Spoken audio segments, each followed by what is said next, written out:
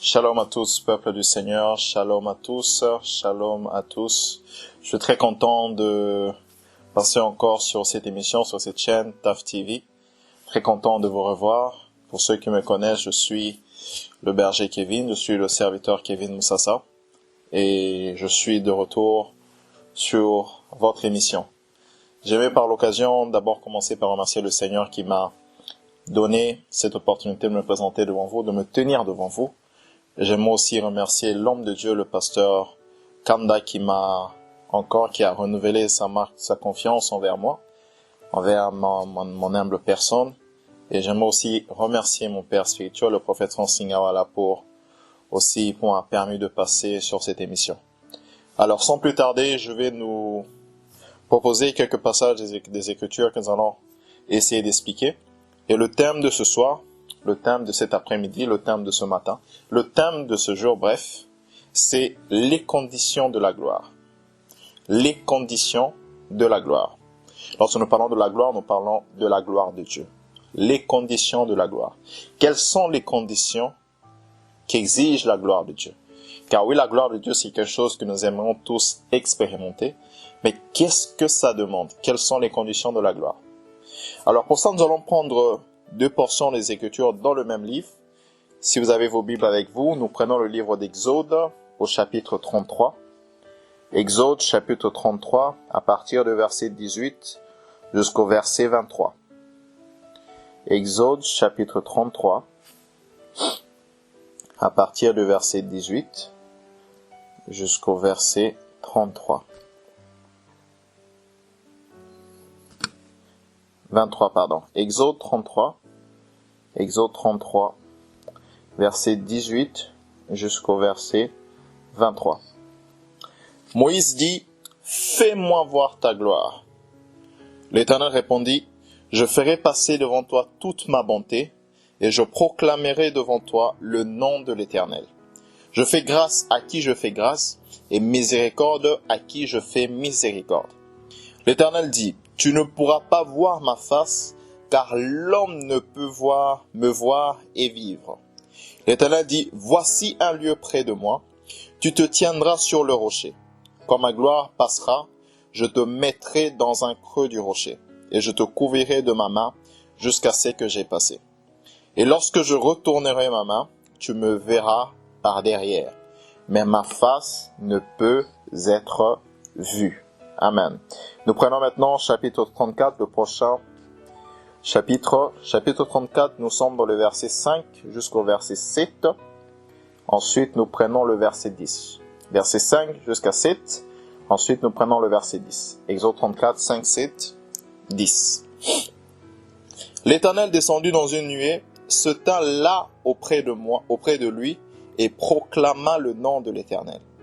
Et l'Éternel passa devant lui et s'écria, « L'Éternel, l'Éternel, Dieu miséricordieux et compatissant, lent à la colère et riche en bonté et en fidélité, qui conserve son amour jusqu'à 1000 générations, qui pardonne l'iniquité, la rébellion et le péché, mais qui ne tient point le coupable pour innocent, et qui punit l'iniquité des pères sur les enfants et sur les enfants des enfants, jusqu'à la 3e et à la 4e génération. » Verset 10. L'Éternel répondit, « Voici, je traite une alliance. Je ferai en présence de tout ton peuple des prodiges qui n'ont eu lieu dans aucun pays et chez aucune nation. Tout le peuple qui t'environne verra l'œuvre de l'Éternel. Et c'est par toi que j'accomplirai des choses terribles. » Amen. Père, je prie que tu bénisses ta parole. Puis que ton esprit peut se souffler et être en mouvement dans chaque maison, dans chaque place, dans chaque endroit où ces personnes entendent ce message au nom de Jésus. Amen. Les conditions de la gloire. Les conditions de la gloire. D'entrée des jeux, j'aimerais déjà poser les bases pour qu'on puisse définir ensemble ce que c'est la gloire. C'est que c'est la gloire. Et nous connaissons tous, lorsqu'on parle de Dieu, lorsqu'on parle de la présence de Dieu, c'est que nous savons tous que Dieu est omniprésent. Lorsqu'on parle de l'omniprésence de Dieu, on fait allusion au fait que Dieu est partout au même moment. Dieu est partout au même moment. Dieu est ici Dieu est là où tu te tiens. Dieu est en France, Dieu est aux États-Unis. Dieu est au ciel, Dieu est en enfer. Dieu est partout au même moment. Mais la présence de Dieu dans la dimension de l'omniprésence, permettez la tautologie, ne signifie pas que parce que Dieu est partout, il se révèle partout. Parce que Dieu est partout, il se manifeste partout. C'est là que nous montons un peu d'un cran et nous parlons maintenant de la prochaine dimension de la présence de Dieu. C'est-à-dire la présence de Dieu où Dieu se manifeste, où Dieu manifeste sa personne, où Dieu se manifeste, où Dieu se révèle à l'homme. De telle sorte que l'homme est conscient que Dieu est là. C'est-à-dire que vous êtes au salon peut-être, là où 2 ou 3 sont rassemblés, Dieu est là parmi nous. Nous le croyons, sans le sentir peut-être. Mais il y a une dimension où Dieu manifeste qu'il est présent, où il manifeste qu'il est là. Et il est difficile pour l'homme de rater le mouvement de Dieu. Dans cette dimension, par exemple, c'est la dimension dans laquelle Adam était dans le jardin d'Éden. Parce que Adam, dans le jardin d'Éden, avait la capacité de localiser le mouvement de Dieu. Lorsque Adam a péché, lorsque nous lisons le récit de la chute d'Adam, nous comprenons que Adam sentait que Dieu s'approchait vers lui. Et il est allé se cacher. Donc, l'homme dans le jardin d'Éden avait la capacité de sentir le mouvement de Dieu. La manifestation du mouvement de la personne de Dieu. Et cette manifestation, cette dimension-là, c'est celle qu'on appelle la gloire de Dieu. La gloire de Dieu, si je peux donner une définition simple, c'est la manifestation de la totalité de Dieu. L'homme, dans cet instant-là, comprend et voit que Dieu est là. La gloire de Dieu, c'est lorsque Ésaïe entre Ésaïe va dans cette vision et il voit un homme, il voit une personne assise sur son trône. Et Ésaïe réalise que cette personne, c'est Dieu. Et Ésaïe non seulement réalise que cette personne, c'est Dieu, il réalise que cette personne est sainte. Parce que la gloire de Dieu révèle la personne de Dieu. La gloire de Dieu révèle la personne de Dieu. Alors, pourquoi il est important de parler de la gloire de Dieu? Parce que la gloire de Dieu est différente de ce dont je parlais, de l'omniprésence de Dieu. La gloire de Dieu prouve que Dieu est là lui-même. Et là où Dieu est, le ciel est là. Or, là où le ciel est, l'atmosphère du ciel est là. Or, s'il y a l'atmosphère du ciel, eh bien, mes frères et sœurs, il ne peut plus avoir des maladies. Par exemple, s'il y a l'atmosphère du ciel, eh bien, mes frères et sœurs, les choses deviennent faciles. On ne force plus. Parce que Dieu est présent. Parce que Dieu est présent. Alors, lorsque nous prenons ce récit, nous constatons que Dieu promet sa présence à Moïse. Dieu dit, je ne peux pas marcher avec vous, mais j'envoie mon ange qui marchera avec vous. Moïse refuse la proposition de Dieu et Moïse se met à négocier. Dieu promet de marcher avec Moïse et le peuple d'Israël. Alors Moïse maintenant va encore plus loin. Moïse va dire, Seigneur, fais-moi voir ta gloire. Ce qui m'intéresse, pour vous qui avez lu, c'est que Moïse parle de la gloire de Dieu, mais Dieu lui répond en parlant de sa face. Je ne sais pas si on se comprend. Moïse parle de la gloire de Dieu, mais Dieu lui répond en parlant de sa face. Moïse dit, Seigneur, fais-moi voir ta gloire. Et Dieu dit, tu ne peux voir ma face et vivre. Or, en tant qu'homme, en tant qu'être humain, il est plus facile de reconnaître quelqu'un par son visage. Il est plus facile de reconnaître quelqu'un par sa face. Je peux vous montrer ma main, mais il est plus facile de me reconnaître par mon visage que par ma main. Alors, c'est pourquoi c'est très désolant de voir aujourd'hui des gens qui cherchent la main de Dieu sans pour autant chercher sa face. Beaucoup cherchent la main, mais peu sont ceux qui cherchent sa face. Le peuple d'Israël cherchait la main de Dieu pendant que Moïse cherchait la face de Dieu. Dieu dit à Moïse, tu ne peux voir ma face et vivre. Mais Dieu va loin, Dieu dit à Moïse, je veux quand même te montrer quelque chose. Je veux quand même te montrer je veux quand même passer devant toi. Mais Dieu donne une condition à Moïse, il dit, tiens-toi là, à cet endroit qui est près de moi. À cet endroit qui est près de moi. La première condition pour voir la gloire de Dieu, c'est l'endroit. L'endroit. Être au bon endroit. Je dirais même plus, être au bon endroit, au bon moment. Car je peux être à la montagne, mais la gloire de Dieu a une adresse spécifique où elle passe pour se révéler à l'homme. Je peux être à la montagne, mais c'est seulement lorsque je me positionne sur le rocher que je peux voir la gloire de Dieu. Il ne suffit pas seulement d'être à la montagne, il faut se positionner sur le rocher. Or, ce rocher dont Dieu dit, c'est un rocher, c'est un endroit qui est près de moi. Comment un rocher qui est sur une montagne peut être qualifié comme un endroit qui est près de Dieu? C'est que ce rocher n'était pas un rocher physique. Ce rocher était Christ. Pour voir la gloire de Dieu, il faut être en Christ. Pour voir la gloire de Dieu, il faut être au bon endroit, au bon moment. Car oui, je peux aller loin, je vais peut-être choquer quelqu'un. Il y a des endroits où Dieu ne se manifeste pas. Il y a des églises où Dieu ne se manifeste pas.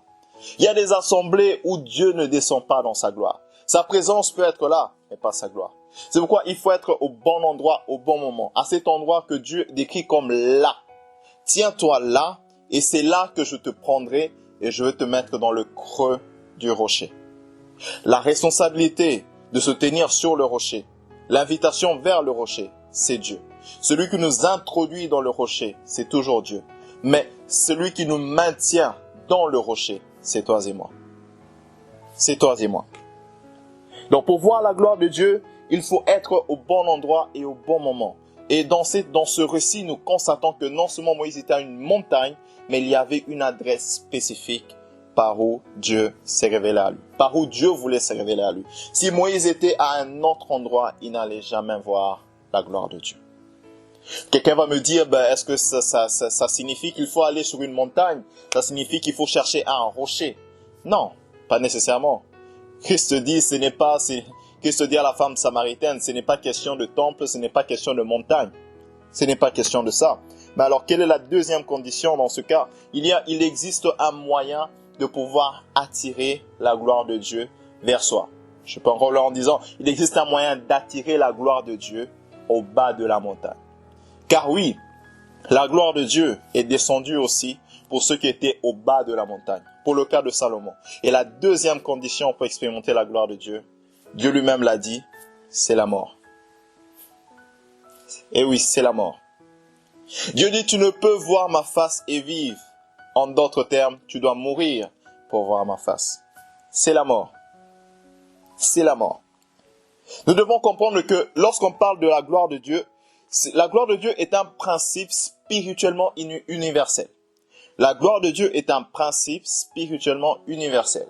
Cela veut dire que l'homme qui recherche une certaine manifestation d'un esprit, là je parle d'un esprit avec un petit e, l'homme qui cherche la manifestation, la révélation d'un esprit, lorsque vous voyez toutes les autres religions, il y a toujours un sacrifice. Il y a toujours un sacrifice. Car le sacrifice offert, permettez cette tautologie, le sacrifice offert vers une entité spirituelle attire la révélation et la manifestation de cette entité. Dieu dit, tu ne peux voir ma face et vivre. La deuxième condition, c'est la mort. De quelle mort s'agit-il? Il s'agit d'abord de la mort en soi. Tu dois d'abord mourir en toi-même. Tu dois d'abord mourir en toi-même. Lorsque tu es un ministre de Dieu et que tu cherches à manifester la gloire de Dieu pour que les gens puissent te voir, pour que les gens puissent t'acclamer, la gloire de Dieu ne descendra jamais. L'onction peut être là, mais pas la gloire. Eh oui, l'onction peut être là, mais pas la gloire. L'onction est là, mais pas la gloire. Parce que dans l'onction, l'homme manifeste la puissance de Dieu. L'homme manifeste des choses extraordinaires. Mais là où la gloire de Dieu est là, l'onction est automatique. La puissance de Dieu est automatique. Car celui qui voit la face de l'homme, c'est que la face peut faire, la main aussi. C'est que la main peut faire, la face peut le faire. Mais c'est que la face peut faire, la main ne peut pas le faire. La main peut manifester la puissance. La main peut agir. La main peut passer en action. Mais la face crée. La face de Dieu crée. Parce que dans la face de Dieu, il y a la bouche de Dieu qui crée toutes choses. Donc, en tant que ministre de Dieu, même en tant que chrétien, tu dois d'abord mourir en toi-même pour pouvoir expérimenter cette gloire. Et la deuxième condition, c'est que tu dois tuer quelque chose. Comme dans l'Ancien Testament, ils sacrifiaient des animaux et la gloire de Dieu descendait. Tu dois offrir quelque chose, tu dois tuer quelque chose, tu dois sacrifier quelque chose pour expérimenter, pour attirer la gloire de Dieu. Pour attirer la gloire de Dieu. C'était le cas avec Salomon. On ne va pas lire ce passage, mais si vous allez dans 2 Chroniques, le livre de 2 Chroniques 7, du premier verset jusqu'au 3e verset, nous voyons comment Salomon a sacrifié des animaux et comment la gloire de Dieu est descendue et la gloire de Dieu a rempli le temple. Parce que le sacrifice, à cette époque, était caractérisé par la mort. Le sacrifice était caractérisé par la mort. Alors c'est comme ça que lorsque nous sommes dans la gloire de Dieu, lorsque la gloire de Dieu descend, lorsque la gloire de Dieu se manifeste, l'homme s'oublie lui-même. Lorsque la gloire de Dieu se manifeste, l'homme s'oublie lui-même. Nous sommes dans le récit de la transfiguration de notre Seigneur Jésus. Un jour, le Seigneur amène Pierre, Jean, ainsi que Jacques à la montagne où il avait comme coutume d'aller prier. Et il les amène avec lui et ils sont en train de prier, ils sont en train de parler. Et subitement, il y a des nuages qui viennent. Et le Seigneur commence à se transformer physiquement. Et subitement, il y a 2 personnes qui arrivent. 2 personnes qui arrivent. Il y a une voix qui se fait entendre. Mais la partie que j'aime, Pierre prend la parole. Pierre dit 2 choses qui me choquent, mais aussi 2 choses qui décrivent exactement la gloire de Dieu. Pierre dit, Seigneur, faisons 3 tentes, une pour toi, une pour Moïse, une pour Élie. Faisons 3 tentes, une pour toi, une pour Moïse, une pour Élie. Lorsque la gloire de Dieu descend, tu t'oublies toi-même. Lorsque la gloire de Dieu descend, j'aimerais aller même plus loin. Lorsque la gloire de Dieu descend, tu n'existes même plus. Tu ne te considères plus. Tu ne considères plus ta volonté. Tu ne considères plus tes désirs. Tu ne considères plus tes plans. Et tu es seulement focus sur Dieu et sa présence. Pierre s'est complètement oublié. Pierre a complètement oublié Jean, il a complètement oublié Jacques. Ce qui était important, c'était ceux qui étaient là dans la présence de Dieu, dans la gloire de Dieu. Et c'était le Christ, Élie et Moïse. Mais ma deuxième question, mon deuxième constat, c'est que Pierre arrive à identifier la première personne comme Moïse et l'autre personne comme Élie. Ma question est, comment Pierre pouvait savoir que c'était Moïse et Élie? N'oublions pas qu'à cette période, il n'y avait aucune photo, il n'y avait aucune statue, aucune représentation des hommes qui ont vécu avant eux. Comment Pierre pouvait savoir que c'était Moïse et Élie? Lorsque la gloire de Dieu descend, l'atmosphère qui règne au ciel descend. Lorsque la gloire de Dieu descend, Dieu lui-même descend. Et dans cette atmosphère-là, Dieu nous communique sa connaissance. Or, dans la mémoire de Dieu, il y a les souvenirs, il y a les photos, l'image d'Élie, il y a l'image de Moïse. Comme Pierre s'est retrouvé dans la gloire de Dieu, il a pu entrer dans la mémoire de Dieu et a su identifier Moïse et Élie. Dans la gloire de Dieu, mes frères et sœurs, tout peut arriver. Dans la gloire de Dieu, l'homme communique avec Dieu sans le savoir. Dans la gloire de Dieu, Dieu communique à l'homme sans qu'il le sache. Dans la gloire de Dieu, l'homme peut se connecter à la mémoire de Dieu, se connecter à la connaissance de Dieu et recevoir des informations qu'il n'était pas censé savoir, dont il n'avait pas la connaissance, dont il n'avait aucune idée, dont il n'avait aucune capacité de les recevoir. Mais dans la gloire de Dieu, Dieu nous communique son passé. Ah oui. Le passé de Dieu, c'est que Dieu a vécu. C'est comme ça que dans la gloire de Dieu, Dieu peut te révéler des choses sur ta propre famille. C'est comme ça que dans la gloire de Dieu, le prophétique devient automatique. C'est comme ça que dans la gloire de Dieu, le miraculeux devient automatique. C'est comme ça que dans la gloire de Dieu, le surnaturel devient automatique. Parce que Dieu est descendu pour se manifester et il a amené l'atmosphère du ciel autour de nous. Le ciel a envahi la terre. Le ciel a envahi la terre. Et l'homme qui se retrouve dans cette présence magnifique, l'homme s'oublie lui-même. L'homme meurt, il se tue lui-même, il meurt et il est là en train de contempler cette gloire et tout ce qui se passe. Il est là en train de contempler cette gloire et tout ce qui se passe. Et c'est comme ça aussi, je veux peut-être choquer quelqu'un, dans la gloire de Dieu, lorsque l'homme quitte cette gloire, il ressemble à Dieu. Eh oui. Lorsque l'homme quitte cette gloire, il ressemble à Dieu. Parce que la gloire de Dieu, mes frères et sœurs, elle est contagieuse. Moïse est entré dans la gloire de Dieu. Lorsqu'il a quitté la gloire de Dieu, la Bible dit que son visage rayonnait encore. Son visage rayonnait encore. Parce que sa face avait vu la face de Dieu. Recherchons la gloire de Dieu, mes frères et sœurs. Recherchons la gloire de Dieu. La gloire de Dieu résout tout. La gloire de Dieu résout tout. Et c'est comme ça que Christ à la montagne était transformé en l'image de ce qu'il était. Parce que dans cette présence, elle est venue révéler qui il était réellement. La gloire de Dieu révèle qui nous sommes réellement. La gloire de Dieu révèle qui nous sommes réellement. La deuxième condition pour vivre la gloire de Dieu, c'est la mort. La mort en soi, mais la mort qui sous-entend aussi un sacrifice, quelque chose de très important, quelque chose qui a de la valeur pour nous. Car un sacrifice sous-entend une perte. Un sacrifice sous-entend que ça nous fasse mal. Que ça nous fasse mal.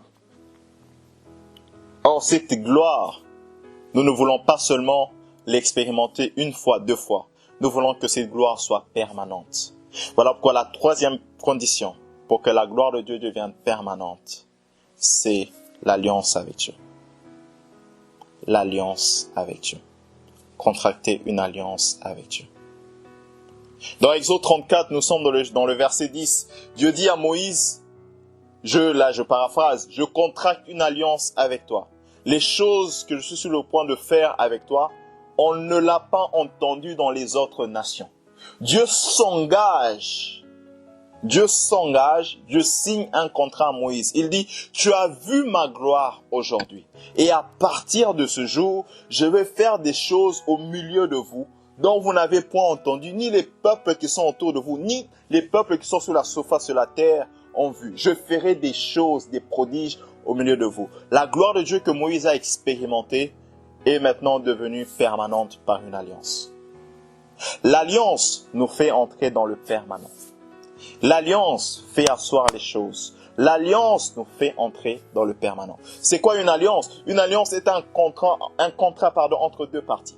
C'est-à-dire que moi, je m'engage, je dis, je ferai ça, si la personne en face de moi s'engage à faire telle chose. Dieu s'engage et il y avait des conditions. Mes frères et sœurs, nous sommes dans l'alliance avec Dieu par Jésus-Christ. Yes, alléluia, amen. Mais j'aimerais t'informer ce soir, ce matin, en ce jour, j'aimerais t'informer qu'il est toujours possible de contracter des alliances avec Dieu. Il est toujours possible. Car l'alliance nous fait entrer dans le permanent. Troisième condition pour expérimenter la gloire de Dieu, c'est l'alliance, contracter une alliance avec lui. La quatrième et dernière condition pour expérimenter la gloire de Dieu dans nos vies, dans nos églises, dans nos familles, peut-être la plus importante, c'est la sanctification. La sanctification.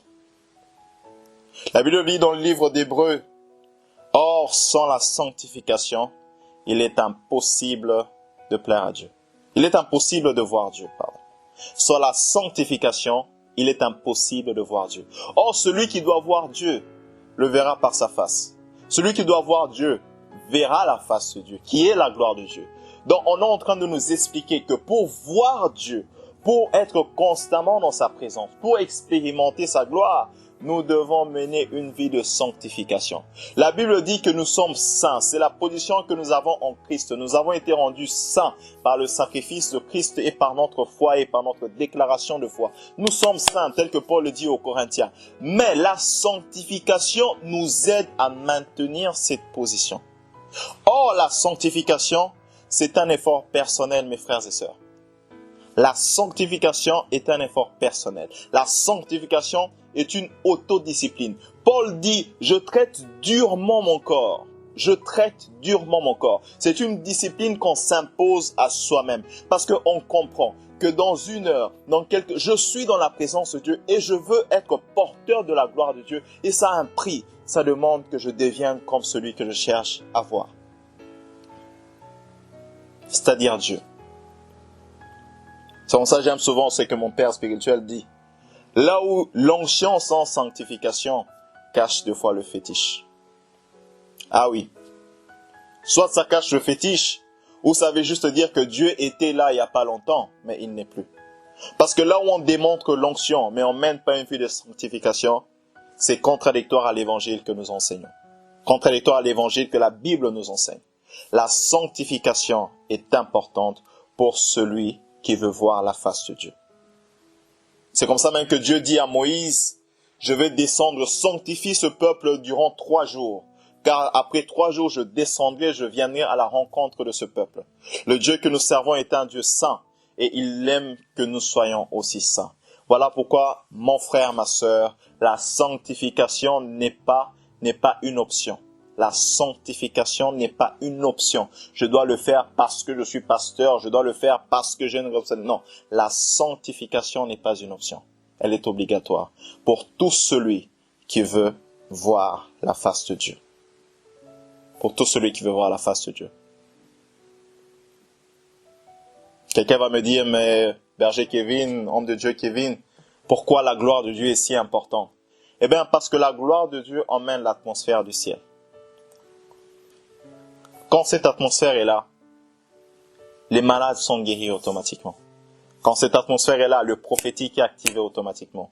Pierre est allé dans la mémoire de Dieu et il a vu Moïse et Élie sans le savoir. Tout se passait dans son esprit lorsque la gloire de Dieu est descendue. Il y a des prédications, il y a des gens que tu essayes de convaincre. Il y a des gens que tu essaies de gagner pour le Seigneur, pour lesquels tu n'auras pas à faire beaucoup d'efforts là où la gloire sera là.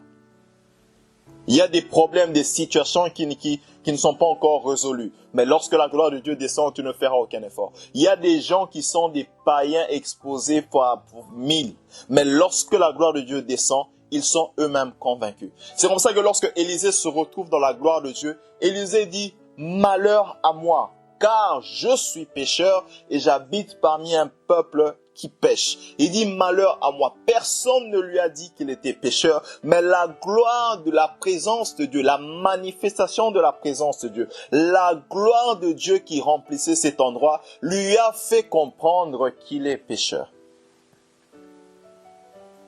Il y a des gens qui vont se convertir dans nos églises uniquement parce que la gloire de Dieu était là durant la prédication. Il y a des gens qui vont se convertir dans nos familles uniquement parce que tu es porteur de la gloire de Dieu. Car tel que je l'ai dit, la gloire de Dieu est contagieuse. Si Dieu contamine sa gloire à l'homme, c'est que l'homme peut être porteur de cette gloire, tel que nous disons la voix, la puissance divine. L'homme est porteur de la gloire de Dieu. Et là où partout nous allons, nous dégageons cette atmosphère. Nous dégageons cette atmosphère. Ne sois pas quelqu'un qui va à l'église momentanément. Ne sois pas quelqu'un qui va dans la présence de Dieu momentanément. Sois quelqu'un qui y va et qui reste, qui demeure dans la présence de Dieu et qui cherche à manifester la gloire de Dieu. Car nous sommes porteurs, mais nous devons la manifester. Et voilà les 4 conditions pour vivre la gloire de Dieu. L'endroit, être au bon endroit, au bon moment. La mort, mourir en soi-même, mais aussi mourir, ce qui sous-entend un sacrifice de quelque chose qui nous est très précieux, une perte, parce que nous voulons vivre des grandes choses. La 3e condition, l'alliance, car l'alliance c'est la chose qui vient faire asseoir et maintenir d'une manière permanente la gloire de Dieu. Et la 4e condition, la sanctification, telle que la Bible dit, sans laquelle personne ne verra Dieu. Que le Seigneur te bénisse là où tu es, que la gloire de Dieu te localise en ce jour, que le Saint-Esprit puisse visiter ta famille, puisse visiter ta maison, que le Saint-Esprit te visite maintenant, que la gloire de Dieu remplisse ton salon, ta chambre, l'endroit où tu te situes maintenant en train d'écouter ce message, que la gloire de Dieu te localise et que tu prennes la décision comme Moïse de chercher la face de Dieu et non sa main. Que le Seigneur vous bénisse.